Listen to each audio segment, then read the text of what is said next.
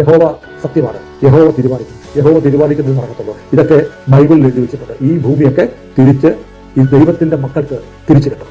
അതിലേക്ക് നിശബ്ദം ലോകം അതിവേഗം നീങ്ങിക്കൊണ്ടിരിക്കുകയാണ്. ഇനിയും ഇതിനേക്കാളും ആവേശകരമായ വാർത്തകൾ ഉണ്ടാവും. ബൈബിൾ പറയുന്നത് സത്യമാണ് എന്നാണ് മഹാഭൂരിപക്ഷം ആളുകൾ വിശ്വസിക്കുന്നത്. കാരണം ക്രൈസ്തവർ മാത്രമല്ല, നമ്മളും പറഞ്ഞു ബൈബിളിൽ പറഞ്ഞതുപോലെയുള്ള കാര്യങ്ങൾ നടന്നുകൊണ്ടിരിക്കുകയാണ്. അപ്പം ഞാൻ വിശ്വസിക്കുന്നു ബൈബിളിൽ പറയുന്ന കാര്യങ്ങൾ നടക്കുന്നു. യഹോവ സത്യമാണ്, യഹോവയുടെ തീരുമാനങ്ങളാണ് നടപ്പാക്കപ്പെടുക എന്ന് ഒരിക്കൽ കൂടി തെളിയിച്ചുകൊണ്ട് അതിന്റെ കരുവം ദൈവത്തിന്റെ പദ്ധതി നടപ്പാക്കാൻ ചില ആളുകളെ വേണം. അങ്ങനെ ചില ആളുകളെ കണ്ടെത്തും.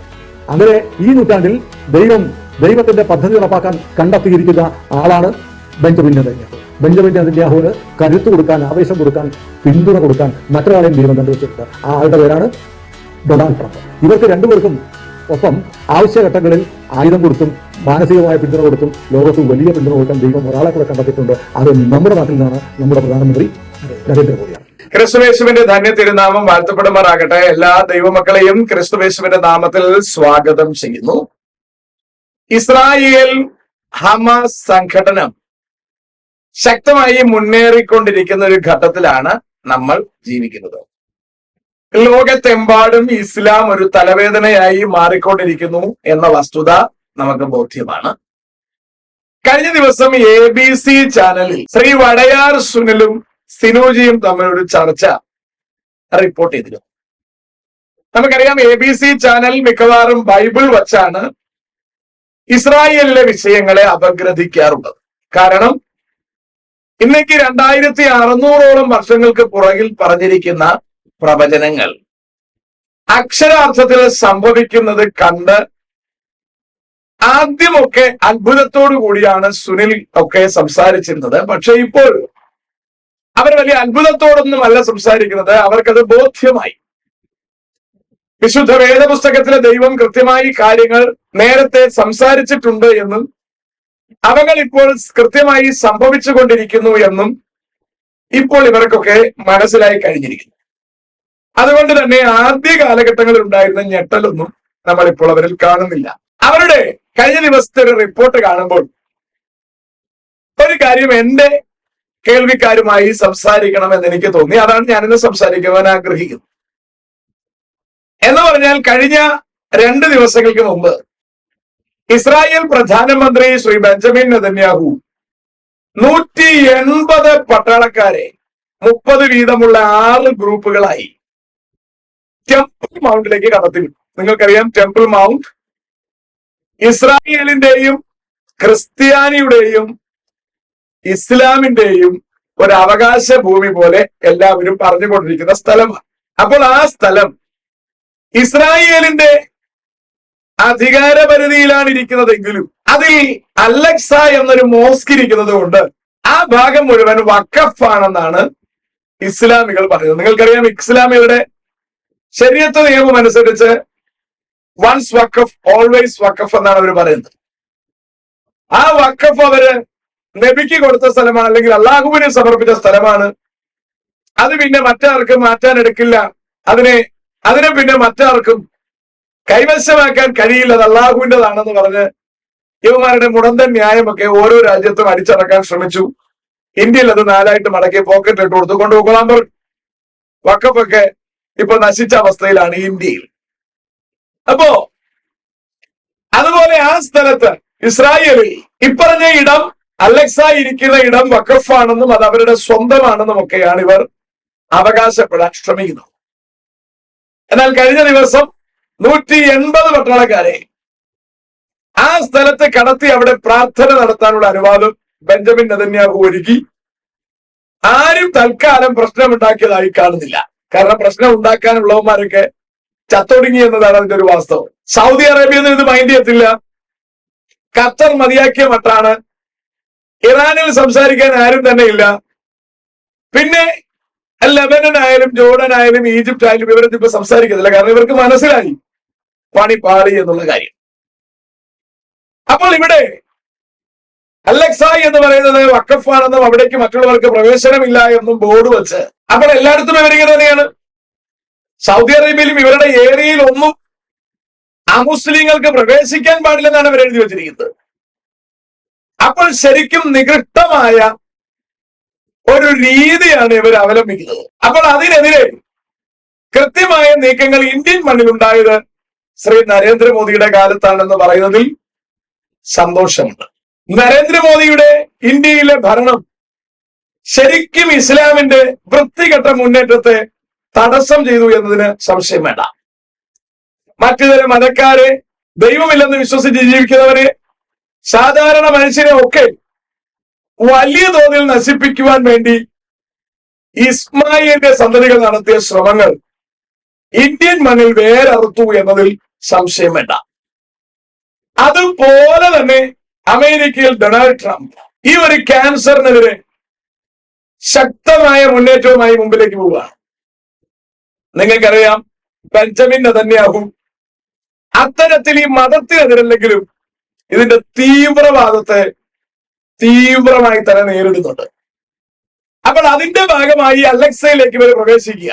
ചുരുക്കി പറഞ്ഞാൽ ശ്രീ വടയാർ സുനിലും ശ്രീ സിനുജിയും തമ്മിൽ ചർച്ച ചെയ്യുമ്പോൾ വടയാർ സുനിൽ അതിൽ പറയുകയാണ്, ഇസ്രായേലിന്റെ ദൈവം ഓരോ കാലഘട്ടത്തിൽ തനിക്ക് വേണ്ടി ചില ആൾക്കാരെ തിരഞ്ഞെടുക്കും. അതിൽ ഇക്കാലഘട്ടത്തിൽ തിരഞ്ഞെടുത്തിരിക്കുന്നയാളാണ് അത്രേ ശ്രീ ബെഞ്ചമിൻ നെതന്യാഹു. അതുപോലെ American president Donald Trump, Indian പ്രധാനമന്ത്രി ശ്രീ നരേന്ദ്രമോദി, ഇതൊക്കെ വളരെ കാൽക്കുലേറ്റ് ചെയ്ത് ശരിക്കും ചരിത്രം അപഗ്രഥിച്ച് ബൈബിളിന്റെ അത്യാവശ്യം കാര്യങ്ങൾ വിലയിരുത്തി പറയുന്ന കാര്യങ്ങളാണ്. ഇത് സത്യമാണ്. ഈ ത്രിമൂർത്തികൾ മുഹമ്മദ് നബിയാൽ ഭൂമിയിൽ ഉടലെടുത്ത ഈ പൈശാചിക ശക്തിയെ തകർക്കുക എന്ന ഉദ്ദേശത്തോടു കൂടി പെരുമാറുകയാണ്. എന്നിരുന്നാലും അത് നടപ്പിലാക്കാൻ കഴിയില്ല. കാരണം പൈശാചിക ശക്തി അന്ത്യകാലത്ത് പൂർവാധികം ശക്തിയോടെ എഴുന്നേറ്റ് വരുമെന്ന് തിരുവെടുത്ത് പറയുകയാണ്. ഏതായാലും എനിക്ക് ഓർപ്പിക്കാനുള്ളത്, വഖഫ് എന്ന് പറഞ്ഞ ഏരിയയിൽ ചെല്ലാൻ പാടില്ല എന്ന് പറഞ്ഞ് ഇവര് പറയുന്ന ആ സ്ഥലത്തിരിക്കുന്ന രണ്ട് ദൈവാലയങ്ങളുണ്ട്. ഒന്ന് അലക്സ, രണ്ട് ഡോം ഓഫ് റോക്ക്, രണ്ട് പൊളിച്ച് ദൂരങ്ങളാണ്. അതിനാണ് ഇവിടെ നരേന്ദ്രമോദി ചെയ്തതിനെ നമ്മൾ അഭിനന്ദിക്കേണ്ടത്. അത് അയോധ്യയിലെ രാമക്ഷേത്രം പൊളിച്ചു കളഞ്ഞിട്ട് അവിടെ അവരൊരു കൂറ്റം പള്ളി ഉണ്ടാക്കി വെച്ച് ഇവർ ആരാധന തുടങ്ങി. ഒടുവിൽ നരേന്ദ്രമോദി അതിനെ പൊളിച്ചടിക്ക് ദൂരെ കളഞ്ഞു. അവിടെ രാമക്ഷേത്രം പണിതു, ഉദ്ഘാടന ചടങ്ങുകൾ നിർവഹിച്ചു. ഇതുപോലെ പലസ്തീനിൽ അലക്സ പൊളിച്ച് ദൂരെ കളയണം.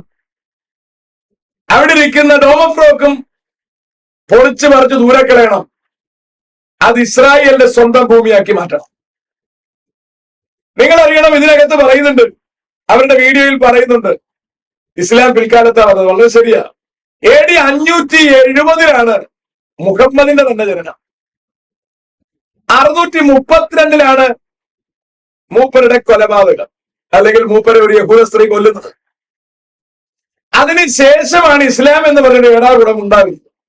അപ്പോ 570 ഇന്ത്യ പാലസ്തീൻ എന്തായിരുന്നുവോ ആ നിലയിലേക്ക് തിരിച്ചു കൊണ്ടുപോയാൽ അവിടെ അലക്സയും ഇല്ല, ഡോം ഓഫ് റോക്കും ഇല്ല, ഒരു മണ്ണാങ്കട്ടയും ഇല്ല.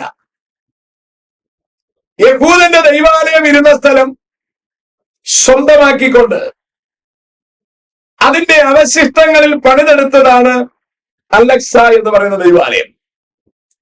അത് വഖഫാകുന്നതിന് മുമ്പ് തന്നെ യഹോവയായ ദൈവം അത് അബ്രഹാമിന് വാക്ക് പറഞ്ഞിരിക്കുന്ന സ്ഥലമാണ്. അതുകൊണ്ട് അവിടെ ഒരു വഖഫും ഇല്ല. അതിനെ പൊളിച്ചു പറിച്ച് ദൂരെ കളഞ്ഞ് ഈ ജാതിയെ അവിടെ നിന്ന് പുറത്താക്കി ആ ദേശം ശുദ്ധീകരിച്ചാൽ മാത്രമേ ആ ദേശത്ത് അക്രമമില്ലാത്തൊരവസ്ഥ ഉണ്ടാവുകയുള്ളൂ. അതുപോലെ തന്നെ ക്രൈസ്തവ ജനത അവിടെ ഉടലെടുത്തൊരു 2000 കൊല്ലമേ ആവുന്നുള്ളൂ. അവരെയും ആ ദേശത്തുനിന്ന് പുറത്താക്കണം എന്ന് പറഞ്ഞാൽ ദൈവം അബ്രഹാമിന് വാക്ക് പറഞ്ഞതാണ് ആ ദേശം, ഈ ഭൂമിയിലെ കനാൻ. ഇസ്രായേൽ മക്കൾ ഈജിപ്തിൽ പാർക്കാൻ പോകുന്നത് 1473 ജോസഫിന്റെ നേതൃത്വത്തിൽ ഇസ്രായേൽ പോവുകയാണ്. BC 1873 കണ്ടാണ് ഇസ്രായേൽ ഈജിപ്തിലേക്ക് പോകുന്നത്. 430 കൊല്ലത്തെ അടിമത്തം കഴിഞ്ഞ് 1446 മോശ ഇസ്രായേലിനെ വിടുവിച്ചു കൊണ്ടുവരികയാണ്. 1406 ഇസ്രായേൽ ഈജിപ്തിലെത്തുമ്പോൾ, ഇസ്രായേൽ കനാനിലെത്തുമ്പോൾ, അവിടുത്തെ 31 രാജാക്കന്മാരെ കൊന്നുകൊണ്ട് കനാൻ നാട് ദൈവം അബ്രഹാമിന്, അല്ലെങ്കിൽ അബ്രഹാമിന്റെ സന്തതിക്ക്, ഇസ്രായേലിന് കൊടുത്തതാണ്. ആ ദേശം അവർ കൈവശമാക്കേണ്ടതിന് അവർ ജീവിക്കേണ്ട രീതി അവരോട് പറഞ്ഞു കൊടുത്തു. അതനുസരിച്ച് അവർ ജീവിക്കാതെ പോയത് കൊണ്ട് ആ ദേശത്ത് അവർ ഒറ്റപ്പെട്ടു എന്നുള്ള കാര്യം യാഥാർത്ഥ്യമാണ്. ദൈവം അവർക്ക് കൊടുത്ത കൽപ്പനകളെ നിരാകരിച്ചത് കൊണ്ട് അവർ ഉപദ്രവിക്കപ്പെട്ടു. ഇസ്രായേലിന്റെ വീണ്ടെടുപ്പിനായി BC 6 5 3 ഇസ്രായേലിന്റെ പ്രവാചകനായ, അല്ലെങ്കിൽ യഹൂദാഗോത്രത്തിലെ സിംഹമായ ദാവീദിന്റെ സിംഹാസനത്തിൽ ഇരിക്കുവാനായി എഴുന്നള്ളിയ കർത്താവായ യേശുക്രിസ്തു ഇസ്രായേലിന്റെ പാപത്തിന്റെ പരിഹാരത്തിനാണ് മരിക്കാൻ വന്നത്. എന്നാൽ ഇസ്രായേൽ യേശുവിനെ സ്വീകരിക്കാതെ വന്നപ്പോൾ ഇസ്രായേലിന് മാത്രമായി കൊണ്ടുവന്ന രക്ഷ സകല ജാതികൾക്കും വേണ്ടി കർത്താവ് നൽകുന്ന ഒരു ഘട്ടമുണ്ടായി. അങ്ങനെയാണ് ക്രിസ്തുവേശുവിൽ വിശ്വസിക്കുന്ന, ക്രിസ്തുവേശുവിനെ രക്ഷകനായി സ്വീകരിക്കുന്ന എല്ലാവർക്കും ദൈവമക്കളാകാൻ ഒരു അവസരം കിട്ടുന്നത്. അങ്ങനെയാണ് നമ്മളെല്ലാവരും ദൈവമക്കളായത്. ഈ ക്രൈസ്തവർക്ക് ദൈവം ഈ ഭൗമിക കനാനിൽ യാതൊരു അവകാശവും പറഞ്ഞിട്ടില്ല.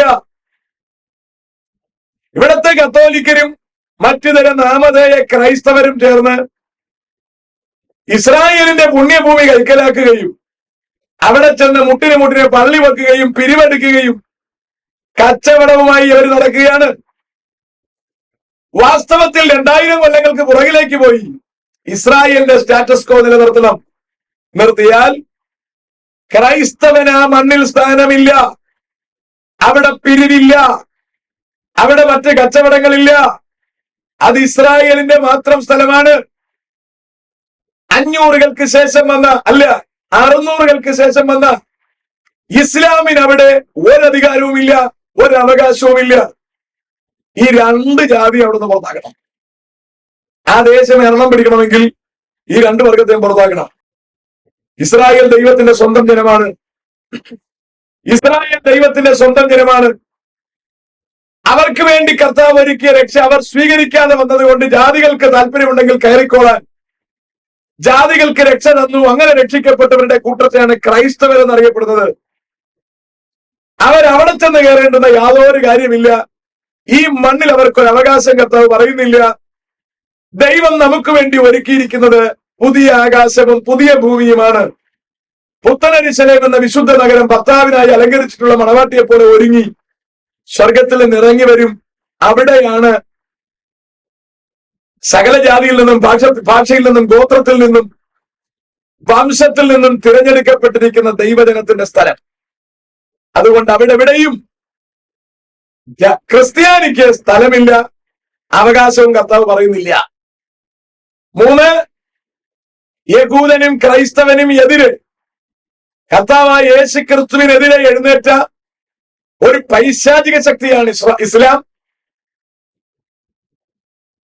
ദൈവിക പദ്ധതികളെ മുഴുവൻ മറയ്ക്കാൻ ദൈവത്തിന്റെ ഏകജാതനും രക്ഷകനുമായ യേശു ക്രിസ്തുവിനെ വെറും പ്രവാചകനാക്കി പ്രഖ്യാപിച്ചുകൊണ്ട് ക്രിസ്തുവിനുള്ള രക്ഷയെ നശിപ്പിക്കുക എന്ന അടിസ്ഥാന ഉദ്ദേശത്തോട് ലൈംഗികതയിലേക്കും പാപത്തിലേക്കും ജനത്തെ വലിച്ചിഴയ്ക്കുക എന്ന പൈശാചിക തന്ത്രത്തോടുകൂടി എഴുന്നേറ്റിരിക്കുന്ന ഒരു മതമാണ് ഇസ്ലാം. ആ ഇസ്ലാമിനും ദൈവം ഇസ്രായേലിന് വാക്കുകൊടുത്ത മണ്ണിൽ യാതൊരു സ്ഥാനവുമില്ല. അതുകൊണ്ട് കഥ ശരിക്കും തിരിച്ചറിയണം. ആ ദേശം, പലസ്തീൻ നാട് ഇസ്രായേലിൻ്റെതാണ്. ദൈവം വാക്ക് പറയുമ്പോൾ ഈജിപ്തിലൂടെ ഒഴുകുന്ന നൈൽ നദി മുതൽ ഇറാഖിലൂടെ ഒഴുകുന്ന യൂഫ്രട്ടീസ് നദി വരെയുള്ള ദേശം ദൈവം ഇസ്രായേലിന്റെ വാക്ക് പറഞ്ഞിരിക്കുകയാണ്. അതുകൊണ്ട് അതിന്റെ ഇടയ്ക്കുള്ള ഈ വൃത്തികെട്ട വൈറസുകളെ മുഴുവൻ തൂത്തുമാറ്റി ആ ദേശം ശുദ്ധീകരിക്കാൻ ബെഞ്ചമിൻ നെതന്യാഹു നിൽക്കുമ്പോൾ ബെഞ്ചമിൻ നെതന്യാഹുവിന് ഇടം വലമായി ഡൊണാൾഡ് ട്രംപും ഇന്ത്യൻ പ്രധാനമന്ത്രി ശ്രീ നരേന്ദ്രമോദിയും നിൽക്കുന്നതിൽ സന്തോഷിക്കാൻ വകയുണ്ട്. ദേശ ശുദ്ധീകരണം നടക്കട്ടെ. ഈ മലീമസമായ വൈറസുകളെ നാട്ടിൽ നിന്ന് തുടച്ചു മാറ്റി അലക്സയും ഡോം ഓഫ് ദ റോക്കുമൊക്കെ മാന്തിപ്പൊളിച്ച് ചാരമാക്കി മെഡിറ്ററേനിയൻ സീയിൽ വലിച്ചെറിഞ്ഞ് ആ ദേശത്ത് 930 ശലോമോനെ കൊണ്ട് ദൈവം പണിയിപ്പിച്ച ദൈവാലയം പുതുക്കി പണിത് കർത്താവിന്റെ മഹത്വം മടക്കി കൊണ്ടുവരേണ്ടതാണ് ആവശ്യം. ഏതായാലും താമസമിന സഹസ്രാബ്ദ വാഴ്ചയ്ക്ക് വേണ്ടിയുള്ള ദൈവാലയം അവിടെ ഉയരും. ആ ദൈവാലയം ഉയരുന്നതിന് മുമ്പ് അലക്സ പൊളിക്കപ്പെടണം. അലക്സ പൊളിക്കപ്പെടാനുള്ള തീരുമാനങ്ങളാകുമ്പോൾ കർത്താവിന്റെ വരവ് സംഭവിക്കും. നമ്മുടെ കർത്താവായ യേശുക്രിസ്തുവിന്റെ വരവ് എത്രയും വേഗം സംഭവിക്കും. കർത്താവായ യേശുക്രിസ്തു വന്ന് തന്റെ ജനത്തെ ചേർത്ത് കൊണ്ടുപോയി കഴിഞ്ഞാൽ അലക്സ പൊളിക്കപ്പെടും.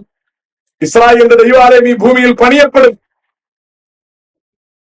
അതുകൊണ്ട് അതിനു വേണ്ടിയുള്ള ചട്ടക്കെട്ടുകൾ ബെഞ്ചമിൻ നെതന്യാഹുവിന്റെയും നരേന്ദ്രമോദിയുടെയും ഡൊണാൾഡ് ട്രംപിന്റെയും നേതൃത്വത്തിൽ ആരംഭിച്ചിരിക്കുന്നു എന്ന് തിരിച്ചറിഞ്ഞ് കർത്താവായ യേശുക്രിസ്തുവിന്റെ രക്തത്താൽ രക്ഷിക്കപ്പെട്ട് നിത്യജീവൻ പ്രാപിച്ച് സ്വർഗരാജ്യത്തിലേക്ക് പോകാൻ ഒരുങ്ങിയിരിക്കുന്ന ദൈവമക്കൾ കരുതലോടെ ഒരുങ്ങിക്കൊള്ളുക. നമ്മുടെ കർത്താവിന്റെ വരവ് ഏറ്റവും ആസന്നമായിരിക്കുന്നു. ആരും നിങ്ങളെ ചതിക്കരുത്. May God bless everybody.